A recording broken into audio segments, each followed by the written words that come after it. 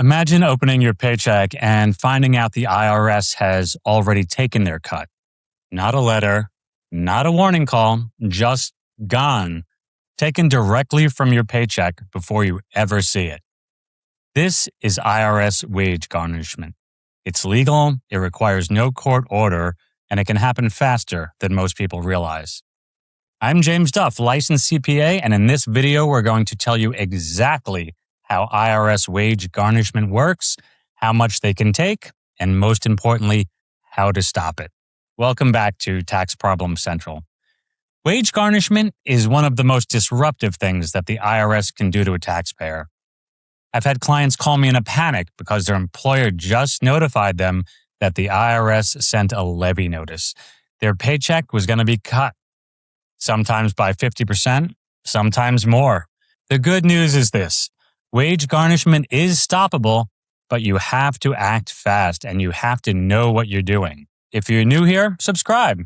Every week I break down the IRS moves that catch people off guard, so you never are the last to know. First, let's be clear about what we're talking about.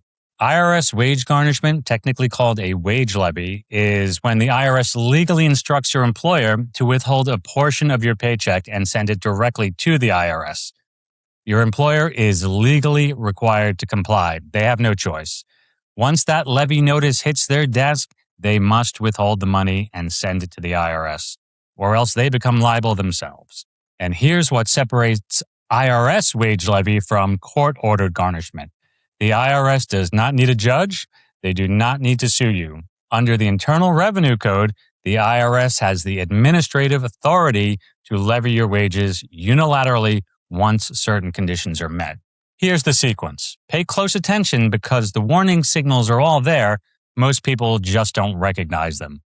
Step 1. You have unpaid tax debt. The IRS sends you a notice for demand of payment. Most people tend to ignore this. Step 2. The IRS sends a final notice of intent to levy, a CP 504 or a letter 1058.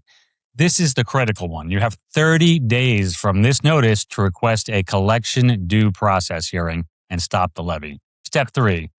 The 30-day passes. No response. The IRS sends a wage levy notice, Form 668W, directly to your employer. Step 4. Your employer notifies you. They are required to give you a statement of exemptions form. You have a very short window to respond. Step 5. Your next paycheck is garnished. The IRS takes their portion first. You get what's left. The entire process from final notice to garnished paycheck can happen in as little as 30 days. And most people don't realize the clock is ticking until it's too late. Now, this is the part that shocks most people.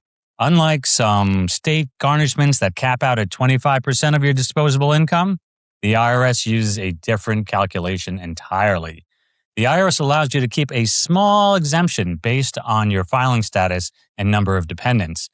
Everything above that, the IRS can take it all. So let me put this into real numbers. If you're single with no dependents, your exemption amount might be around $1,000 per paycheck. If you earn $4,000 per paycheck, the IRS can take $3,000. That's 75% of your check.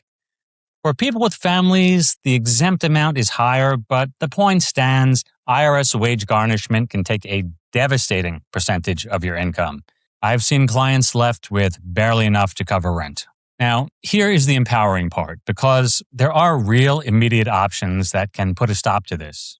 Option 1, request a collection due process hearing.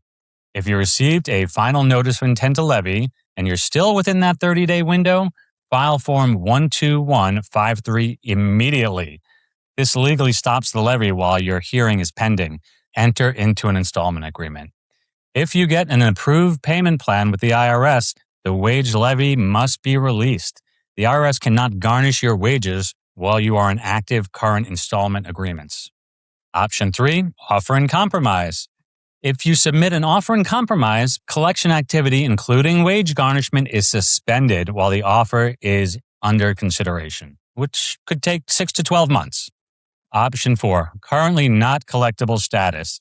If you can demonstrate genuine financial hardship, meaning that your income barely covers your basic living expenses, the IRS can place your account in currently not collectible status, which requires them to release the levy. Option 5, prove the levy creates economic hardship. Even after garnishments have started, you can request the levy be released on hardship grounds. If the garnishment is leaving you unable to pay for basic necessities, meaning house, food, medical, the IRS is required to consider releasing it. All right, so what not to do? A few critical mistakes I've seen people make. Don't ignore your employer. When they hand you that statement of exemptions form, fill it out immediately and accurately. Your exempt amount depends on it. Don't try to quit your job. I've had clients think that was the solution. It isn't. The levy follows you to the next employer once the IRS finds out, and quitting creates new problems on its own.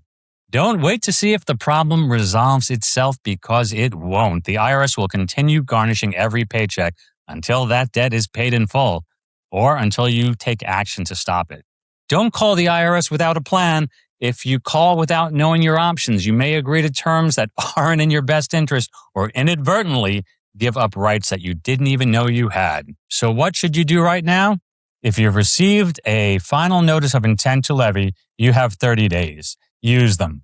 If garnishment has already started, act today, not tomorrow. Every paycheck that passes is money that you're not going to get back. Here are your immediate next steps. Step 1, locate every IRS notice you've received. The date on the final notice determines your timeline. Step 2, do not call the IRS alone. Get a licensed CPA or an enrolled agent involved immediately.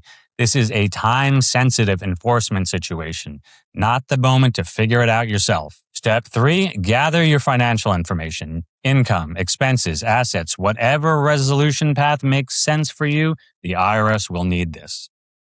Step 4, get into a resolution program, installment agreements, OIC, CNC, whichever fits your situation. The levy stops when you're in compliance and in a resolution. IRS wage garnishment is one of the most disruptive things that can happen to a taxpayer, but it is not the end, and it is absolutely stoppable. The key is speed. Every day you wait is another paycheck at risk. If the IRS is garnishing your wages right now, or if you've received a final notice of intent to levy, call my office immediately at 203-589-4077. You will deal directly with a CPA or an EA, not a call center, not an intake agent. We will tell you exactly where you stand and what you can do to stop this. Or you can also visit dufftaxresolution.com or email inquiry@dufftaxresolution.com. Subscribe if this helped you, and share it with someone who's dealing with IRS collection issues right now. They need to see this. Drop your questions in the comments. I read every one. And next time, we're going to be talking about IRS liens, because if the IRS has filed a lien against you, that's a separate problem and it needs a separate strategy. I'll see you there.